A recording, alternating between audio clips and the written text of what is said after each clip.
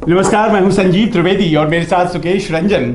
और हाल के दिनों में अगर हम राजनीतिक गतिविधियों के लिहाज से देखें तो पटना में आज का दिन जबरदस्त गहमा गहमी भरा हुआ था। खूब मीटिंग्स हुई और उन मीटिंग्स जिनका कि कोई मतलब है, खास मतलब कि आखिर की रणनीति कैसे होने वाली है, खासतौर पर एनडीए में। लेकिन हमारा ध्यान खींचा है एक ऐसे ट्वीट ने जो कि विपक्ष के नेता की तरफ से आया है, तेजस्वी यादव। जी हाँ, जिन्हें बार बार 8वीं फेल वाली संज्ञा जो दी जाती है वो अपनी जगह है, लेकिन जो एक काम की बात उन्होंने कही है, बात तो उसके बारे में भी आपको करनी पड़ेगी। और वो ये है कि उन्होंने आज ट्वीट किया और ट्वीट करके उन्होंने कुछ ऐसे प्रश्न उठा दिए हैं जिनके बारे में हम बात करेंगे, जिनका जवाब शायद भारतीय जनता पार्टी, लेकिन उससे भी ज्यादा मुख्यमंत्री नीतीश कुमार को आने वाले दिनों में पूरे चुनाव प्रचार के दौरान देना पड़ेगा। और वो सबसे बड़ी बात जो कह दी गई है ट्वीट के माध्यम से तेजस्वी के द्वारा, वो ये है कि आत्मनिर्भर बिहार भारतीय जनता पार्टी बनाना चाहती है, लेकिन उधार के चेहरे पर राजनीति करती है। आत्मनिर्भर पहले खुद तो हो जाए, फिर बिहार को बनाएंगे। सुकेश, ये तो बड़ा मास्टर स्ट्रोक जैसा लग रहा है, बहुत सोच समझ कर किया गया ट्वीट है। आपने दूसरा ट्वीट नहीं पढ़ा। दूसरा ट्वीट है, बिहार में 15 वर्ष शासन करने के बाद इन लोगों को दिव्य ज्ञान प्राप्त हुआ है कि बिहार को आत्मनिर्भर बनाना है। ऊपर से नीचे, दिल्ली से पटना तक इनकी सरकार है, फिर भी क्यों नहीं आत्मनिर्भर बन पाया। पटना यूनिवर्सिटी को केंद्रीय यूनिवर्सिटी का दर्जा देकर आत्मनिर्भर बना दीजिए पहले। अब देखिए, मैंने 3-4 दिन पहले जब अपन बात कर रहे थे तो मैंने इस बात का जिक्र किया था कि कोई तो है जो शेप कर रहा है इनके कैंपेन को। देखिए, आज की तारीख में और ख़ास तौर पे ये चुनाव जो हो रहा है, ये बड़ा इम्पॉर्टेंट इस लिहाज से है कि ये सोशल मीडिया पे का बहुत ज़्यादा असर आपको इन चुनावों के प्रचार में देखने को मिलेगा। शायद फिजिकल कांटेक्ट उस तरीके से ना हो, तो आपकी सोशल मीडिया पे प्रेजेंस क्या है। तो जिस चीज़ में मास्टरी थी बीजेपी को, नीचे तक परकोलेट करके कैसे अपनी चीज़ों को पहुंचा देना है। आज भी जो मीटिंग्स हुई, कल भी जो मीटिंग्स हुई, आज जो दरभंगा में थे, मुजफ्फरपुर में थे नड्डा, तो एक ही बात वो हर जगह बता रहे हैं। ख़ास तौर पे प्रधानमंत्री की जो योजनाएं हैं, जो प्रधानमंत्री ने, केंद्र सरकार ने जो घोषित की हैं, उसके बारे में कह रहे हैं कि आपके लिए की गई घोषणाएं हैं। ये आपको दी गई है मोदी की तरफ से सुविधा, जो आज तक की सरकारों ने नहीं दिया। अपने काडर को ये कह रहे हैं कि जो हमने किया है, केंद्र सरकार ने जो किया है और जो यहाँ की राज्य सरकार ने किया है, ये अगर हम नीचे तक अपने कार्यकर्ताओं तक, जनता तक पहुँचा दें तो हमें जीतने से कोई रोक नहीं सकता। उन्होंने मीटिंग्स में तो ये कहा कि हम 220 सीटें तक जीत सकते हैं अगर हमारी योजना आम जन तक पहुंच जाए, उनको समझा दिया जाए और आम लोगों को ये विश्वास हो जाए कि ये योजना इन्होंने दी है। लेकिन जिस तरीके से सोशल मीडिया का एक बड़ा वर्ग तेजस्वी के पीछे लामबंद हुआ है, आप देखें, तेजस्वी के बारे में कोई टिप्पणी करें, आप कोई डिस्कशन करें, तेजस्वी कोई ट्वीट करें, आप इसी ट्वीट को देख लीजिएगा तो हजारों की संख्या में रीट्वीट्स और लाइक्स होंगे। तो जिस पेज पे, जिस ग्राउंड पे, जिस टर्फ पे बीजेपी खेला करती थी, उस पे तेजस्वी उतर गए हैं। जिसको शेप किया था एक जमाने में जेडीयू के लिए प्रशांत किशोर ने, कि इस बात का भी जिक्र कर चुका हूं कि नरेंद्र मोदी लैंड करने वाले हैं बिहार, उसके पहले नीतीश कुमार 5 सवाल पूछा करते थे और जाने के बाद कहते थे कि मेरे किसी सवाल का जवाब आज भी प्रधानमंत्री ने नहीं दिया। ये 2015 की बात है। तो बहुत इंटरेस्टिंग तरीके से ये बताना कि आत्मनिर्भर बनने की बात करते हैं, पहले बीजेपी खुद तो आत्मनिर्भर हो जाए, 23 साल से उधार के चेहरे पे हैं, ये लिखा है उन्होंने अपनी ट्वीट में।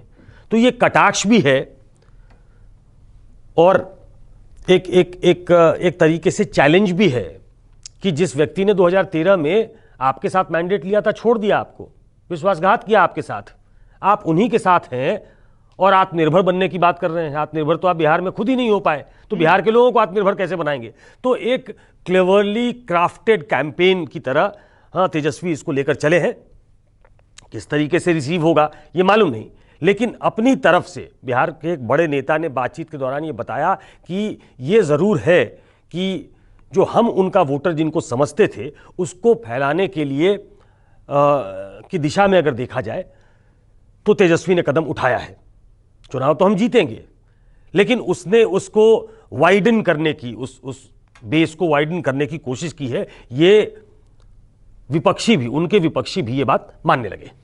अब देखिए, जो बात आप कह रहे थे दूसरे ट्वीट की, मैंने देखा तीसरा ट्वीट भी है, और तीसरा ट्वीट ये कहता है कि 2014 में आपने वादा किया था कि हम आपको विशेष राज्य का दर्जा देंगे, आपने नहीं दिया। 2015 में आपने कहा था कि आने पर फ्री स्कूटी और 2 साल तक पेट्रोल भी देंगे, लेकिन आपने नहीं दिया। अब ये 2017 में जब भारतीय जनता पार्टी और नीतीश जी एक साथ आ गए, उसके बाद इनका ये कहना है कि आपको ये सब करनी चाहिए थी, ऐसे बनाएंगे आप बिहार को आत्मनिर्भर। ये सवाल अब कर रहे हैं। देखिए, तेजस्वी यादव जो बातें कह रहे हैं, जाहिर है कि वो उनको सूट करती हैं, वो इसीलिए कह रहे हैं। और ये प्रश्न जो है इस तरह से सामने आए हैं सरकार चलाने वाले नीतीश कुमार और भारतीय जनता पार्टी के सहयोगियों के सामने, तो जाहिर है कि सब लोगों को इसका जवाब देना पड़ेगा। लेकिन प्रश्न वही जो सुकेश भी उठा रहे हैं, हर एक वो दल जो बिहार की राजनीति करता है उसके पास एक मुख्यमंत्री पद का चेहरा है, और कुछ नहीं तो उप मुख्यमंत्री पद तो वीआईपी वाले भी खुद को बोलने लगे हैं साहनी कि हम मुख्यमंत्री पद के चेहरे हैं। अभी उन्होंने पदार्पण नहीं किया है किसी विधानसभा या लोकसभा में। ऐसे में बिहार में भारतीय जनता पार्टी, उसके पास आखिर मुख्यमंत्री का चेहरा कोई है क्या या नहीं है?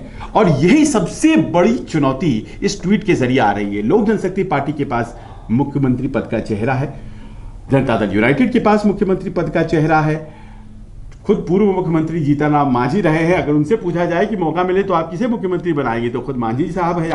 भारतीय जनता पार्टी इतनी बड़ी पार्टी, राष्ट्रीय जनता दल तेजस्वी यादव है, भारतीय जनता पार्टी और कांग्रेस पार्टी, ये दो ऐसे दल जो कि राष्ट्रीय स्तर पर राजनीति करते हैं। न कांग्रेस पार्टी के पास एक मुख्यमंत्री का चेहरा है, और वो भी इस मामले में आत्मनिर्भर नहीं है, और भारतीय जनता पार्टी जिसके पास नेताओं की एक फहरिस्त है, एक जमाने में तो आधा दर्जन मिनिस्टर्स केंद्र में हुआ करते थे भारतीय जनता पार्टी की तरफ से, और अभी भी कम नहीं है।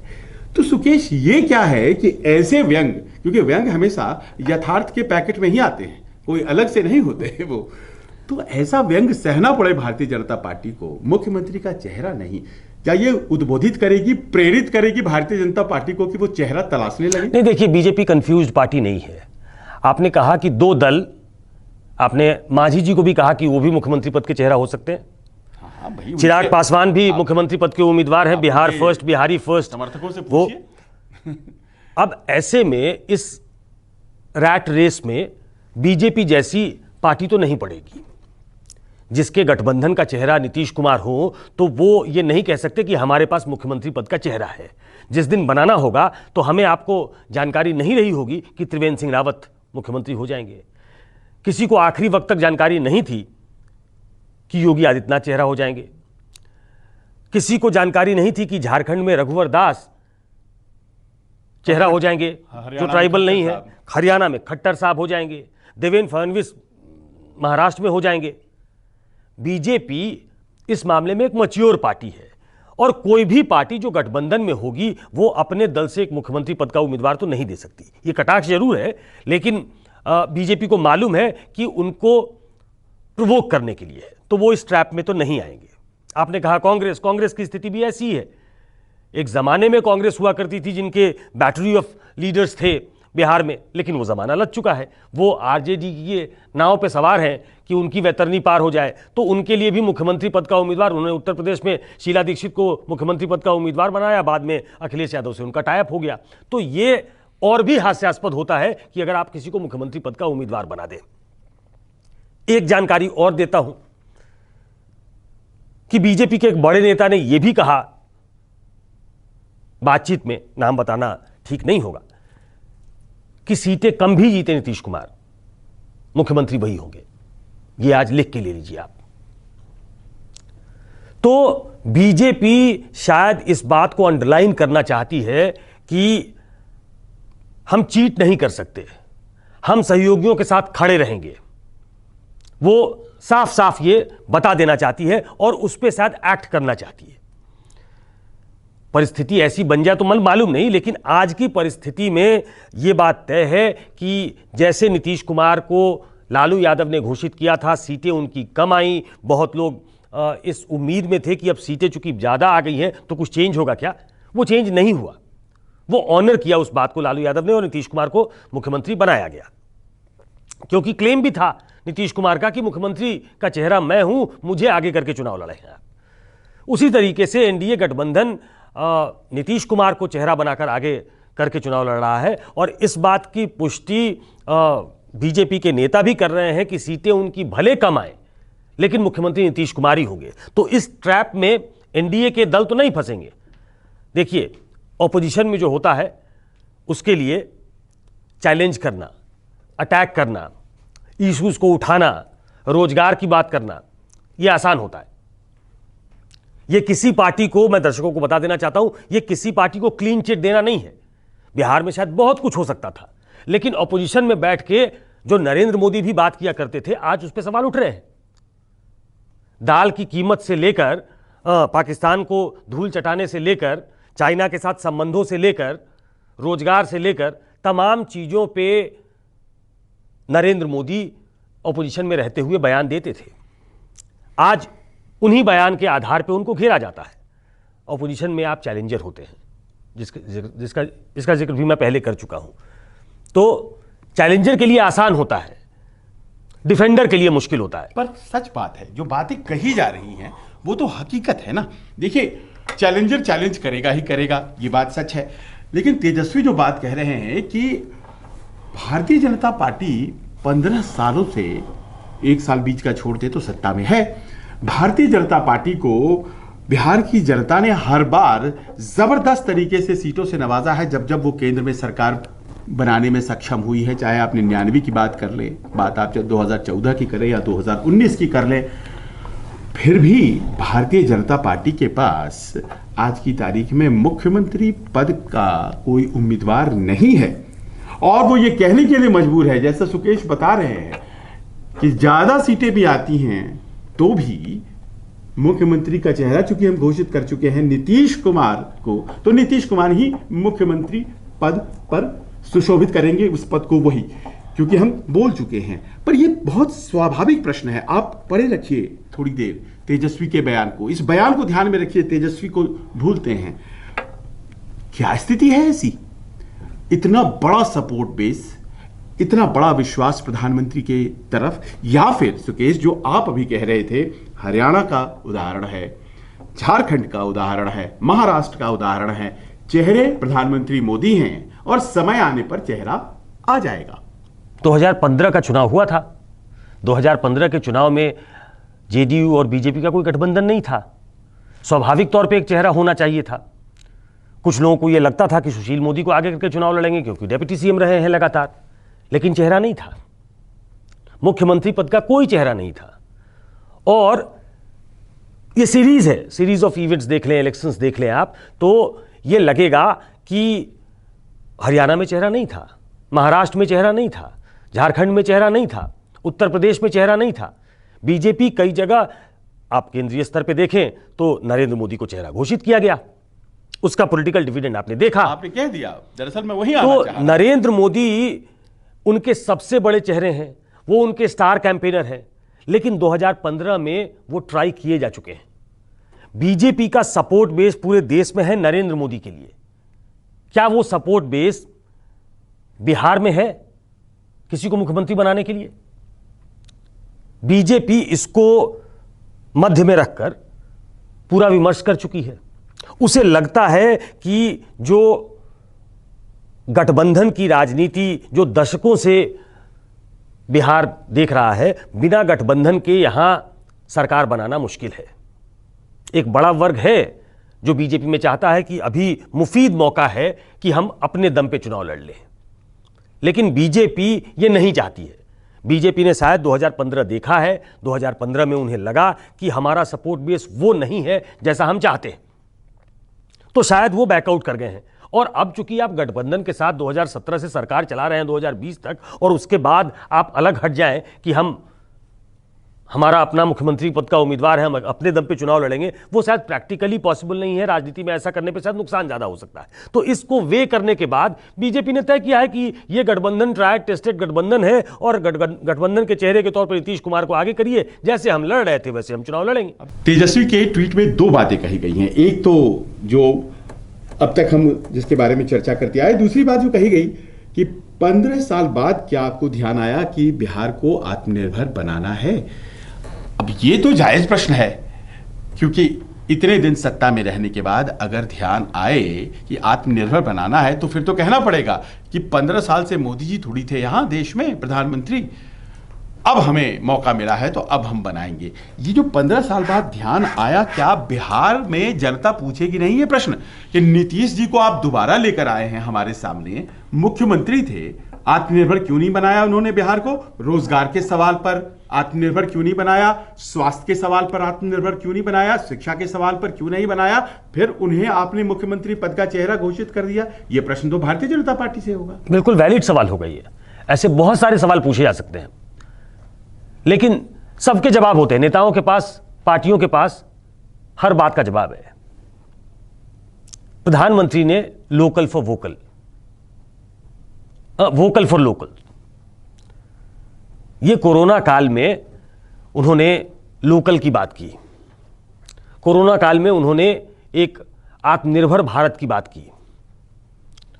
तो ये उसको जोड़ा जाएगा बिहार के चुनाव से कि अब हमको आत्मनिर्भर बनना है, हमारे पास ये रास्ता है और हमें यही करना है। ये कॉन्टिन्यूटी में होगा। ऐसा नहीं है कि विकास रुक गया था, अब विकास होगा। न्याय के साथ विकास हो रहा था, लेकिन अब जो कोशिश होगी वो आत्मनिर्भर बनाने की कोशिश होगी। यह तर्क बीजेपी की तरफ से गढ़ा जाएगा अगर बीजेपी ने पे यह सवाल उठाया गया है तो। यह बड़ा अंडरस्टैंडेबल है। आपने कहा कि बड़ा ये मौजूद सवाल है। रोजगार पे पूछेंगे, शिक्षा पे पूछेंगे, स्वास्थ्य पे पूछेंगे, बहुत सारी चीजों पे पूछ सकते हैं, सिंचाई पे पूछेंगे। प्रधानमंत्री एक ऑफिशियल ऐड है जिसमें कहते हैं कि हर खेत को पानी मिलेगा। 15 साल में मिल जाना चाहिए था। 15 साल कम वक्त नहीं होता है। उसी 15 साल का हवाला देकर आप लालू यादव पे सवाल उठाते हैं, उनके शासन पे सवाल उठाते हैं, आरजेडी के शासन पे सवाल उठाते हैं। तो 15 साल में आप 15 साल बनाम 15 साल करके अपनी लकीर बड़ी करना चाहते हैं, उससे काम नहीं चलेगा। जनता ये पूछ सकती है, लेकिन जनता के सामने विकल्प है कि वो इस तरफ जाएगी, दूसरी तरफ जाएगी। नेता अपनी बात रखेंगे, जनता को चुनना है। अगर वो कन्विंस होगी तेजस्वी की बात से कि आज तक आत्मनिर्भर नहीं बनाया, ये दरअसल बेवकूफ बना रहे हैं, आत्मनिर्भर नहीं बना रहे हैं, बेवकूफ बना रहे हैं ये, अगर ये परकुलेट करके नीचे तक जाता है कि ये सब ढकोसला है, 15 साल में गवर्नेंस नहीं हुआ है, तो शायद वो तेजस्वी की बात पर भरोसा करेंगे। अगर वो समझते हैं कि 15 साल में हमारा जीवन स्तर ऊपर उठा है, कई क्षेत्रों में हमने विकास किया है और शायद हमें एक और मौका देना चाहिए, तो ये तो जनता पे छोड़ दीजिए। नेता अपने अपने तरीके से अपनी बात रखेंगे और विपक्ष वाले अपनी बात बहुत सक्षम तरीके से इसलिए रख सकते हैं क्योंकि वो विपक्ष हैं। विपक्ष को सवाल पूछने का हक है और वो जनता की नुमाइंदगी करते हैं कि हम आपकी तरफ से सवाल पूछ रहे हैं। जनता उस लाइन में है, उनके स्वर के साथ स्वर मिलाती है, तो उस पार्टी की जीत होती है। पर प्रश्न तो यही है सुकेश कि अगर सवाल केवल विपक्ष पूछ रहा होता तब तो बात समझ में आती है। सवाल तो याद कीजिए जो सांसदों की बैठक हुई तो उसमें भारतीय जनता पार्टी के सांसद भी सवाल उठाते पाए गए गवर्नेंस के मौजू पे। चिराग पासवान तो विपक्ष नहीं है, विपक्षी हैं। वो उस तरीके से विपक्ष हैं जैसे यूपीए की सरकार में लेफ्ट था कि हम सरकार में भी हैं, हम विपक्ष में भी हैं। ये बड़ा आसान होता है। वो विपक्ष तब तक नहीं बना जब तक वो सरकार से बाहर नहीं चला गया। वो तकनीकी रूप से तो वो सरकार के साथ थे, वो किसी भी बिल को गिरने नहीं दिया उन्होंने पार्लियामेंट में। वो किस तरह का विपक्ष थे? 2004 से लेकर 9 तक आप याद करिए, जरा नेशनल पर्सपेक्टिव में देखिए उसको। 2004 से लेकर 9 तक अगर आप देखेंगे, जब 2008 में ये खटपट शुरू हुई न्यूक्लियर डील को के सवाल पे, उसके पहले बीजेपी को बिल्कुल मार्जिनलाइज कर दिया था। क्योंकि विपक्ष की भूमिका लेफ्ट ने ले ली थी। पेट्रोल की कीमत हो, डीजल की कीमत हो, ये माफ कीजिएगा, चिराग की कोशिश विपक्ष बनने की, सत्ता में के साथ रहते हुए विपक्ष बनने की है कि हम बेहतर करने की लड़ाई लड़ रहे हैं। वो अपने आप को ऐसा दिखा रहे हैं कि सीटों की लड़ाई नहीं है। दरअसल हम मैं बिहार की बात कर रहा हूं, मैं बिहारी की बात कर रहा हूं और मैं सुझाव दे रहा हूं बेहतर करने के लिए। तो मैं पा रहा हूं कि चिराग और तेजस्वी की बातें जो हैं वो तो करीब करीब समानांतर लगती हैं, एक सी लगती हैं। वो प्रश्न जो है वो सहयोगी के रूप में जिनके साथ चुनाव लड़ा गया है उनकी वो भी उठा रहे हैं, भारतीय जनता पार्टी के कतिपय सांसद भी उठा रहे हैं, जो मुखर रूप से नहीं बोल पाते लेकिन अपने पार्टी के फोरम पर बोल रहे हैं। अब ऐसे में मैं नीतीश जी के बारे में नहीं कह रहा हूं, भारतीय जनता पार्टी के लिए आगे बढ़कर यह कहना कि साहब सवाल तो भले ही हमारे सहयोगी, भले ही नीतीश जी के सहयोगी ना हो, लेकिन लोक जनशक्ति पार्टी वाले बीजेपी के तो सहयोगी हैं ही, यहां भी केंद्र में साथ है।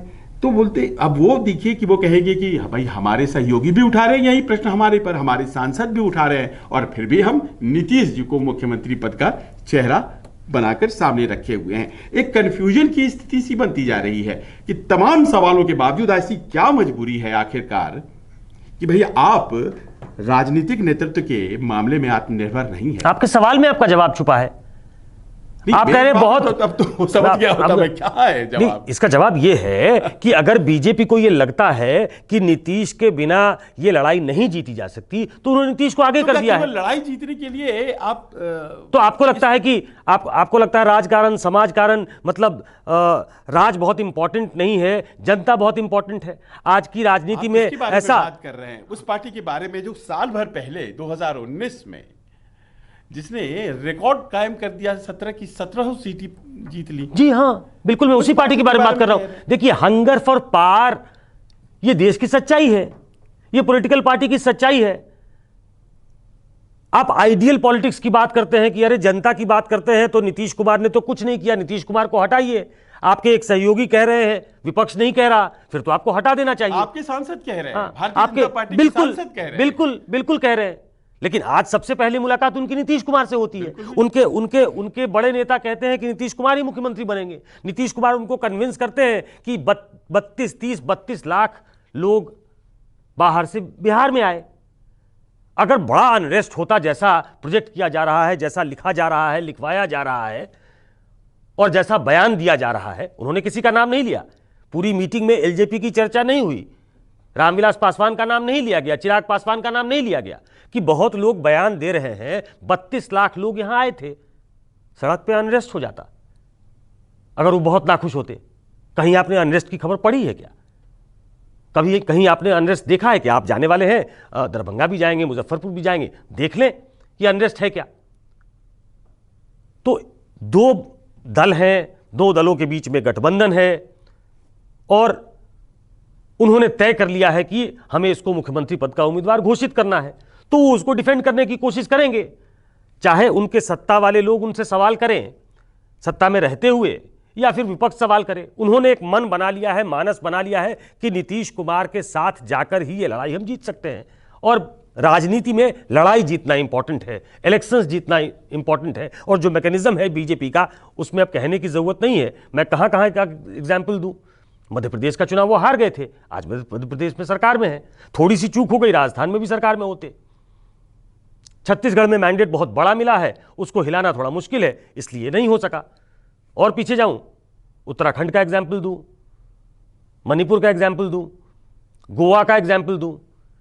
देखिए, आज की तारीख में सत्ता इंपॉर्टेंट है, सभी दलों के लिए होगा, लेकिन वो हंगर बीजेपी में ज्यादा है। उन्हें सत्ता में बने रहना है एन केन प्रकारेण। तो हो सकता है कि नीतीश में उनको कमियां दिख रही हो, उनका सेल्फ असेसमेंट भी ये कहता है शायद कि नीतीश की पॉपुलैरिटी पहले जैसी नहीं है। मोदी जी की तो है लेकिन नीतीश कुमार की नहीं है, लेकिन तब भी मजबूरी है कि उन्होंने नीतीश कुमार को आगे बढ़ाना है। तो ये कहानी है जो आखिरी लाइनें कही हैं सुकेश ने, शायद वो बिहार के सियासत की हकीकत है। भारतीय जनता पार्टी सब जानती है, लेकिन सब कुछ जानने के बावजूद विकल्पहीनता की स्थिति से गुजर रही है, अकेले दम नहीं बना सकती है। असेसमेंट एक ये भी है और इस कारण से नीतीश जी सामने हैं, बावजूद उसके कि इस बार वो वाले नीतीश नहीं हैं जो शायद सुशासन बाबू के रूप में जाने जाते थे। ये तमाम बातें हैं जो कि एनडीए की ताकत और कमजोरी की वजह बनती हैं। बहरहाल तेजस्वी ने बढ़िया ट्वीट किया, इस बात को मानना पड़ेगा, और इस एक ट्वीट से इतनी बड़ी बहस छिड़ेगी इस बात का अंदाजा हमें भी नहीं था। आज बस इतना ही, और हमें अपना सहयोग आप ऐसे ही कायम रखिए, यही आपसे गुजारिश रहेगी। नमस्कार।